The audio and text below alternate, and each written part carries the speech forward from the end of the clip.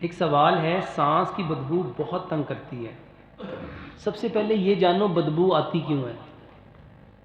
بدبو آتی کیوں؟ میرے محترم بھائیوں، جو بندہ چگلی کرتا ہے، جو بندہ غیبت کرتا ہے، اس کے منہ سے کبھی خوشبو آ ہی نہیں سکتی.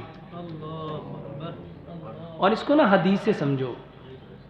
یاد ہے نبی صلی اللہ علیہ وآلہ وسلم کے دور میں دو عورتوں نے روزہ رکھا اور ان کے پیٹ میں درد ہوا. ان کو مسجد نبوی میں بلایا گیا، ان کو 2 پیالے دیے گئے، ان کے حلق میں انگلی مروائی گئی. جب انہوں نے کیا تو کیا نکلا تھا؟ کیا نکلا تھا؟ اس میں سے گوشت نکلا تھا، اس میں سے لوتھڑے نکلے تھے، اس میں سے خون نکلا تھا. اور آپ صلی اللہ علیہ وآلہ وسلم نے کیا فرمایا؟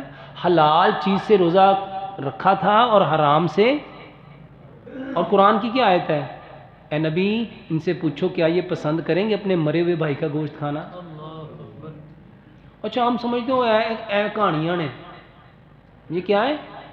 سائنس کہتی ہے، ابھی اس کو سمجھ لو، سائنس کہتی ہے جو بولتے ہو نا، جو بولتے ہو اس کی یہاں تصویر بنتی ہے.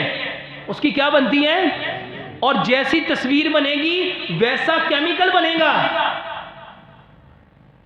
اب جیسا کیمیکل بنے گا تو منہ سے خوشبو آئے گی کہ بدبو آئے گی؟ اچھا ہم ماؤتھ واشنر صاف کرتے ہیں کہ میرا منہ، میں گارگلین لے لوں گا، میں لسٹر لے لوں گا، میں اپنے منہ کو دیکھنا میں اس سے صاف کر لوں.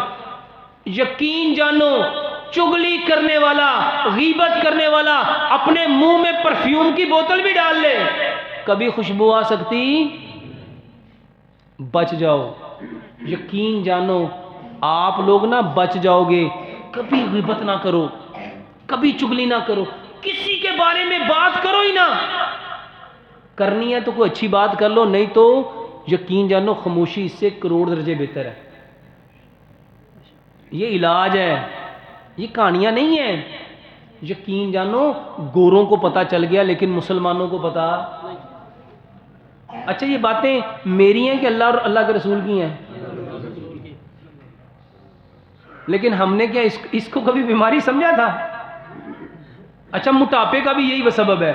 جتنی موٹی عورتیں ہوں گی، موٹے بندے ہوں گے، بتونی ہوں گے. وہ کیا کرتے ہیں؟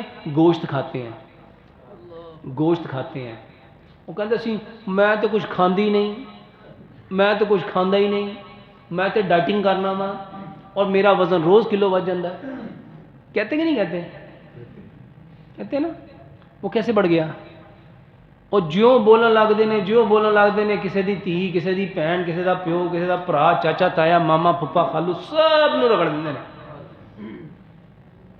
میرے محترم بھائیوں ڈر جاؤ، اللہ کی قسم اپنی زبان سے صرف خیر کے کلمے نکالیں اور انشاءاللہ یہ بدبو شبو ختم ہو جائے گی.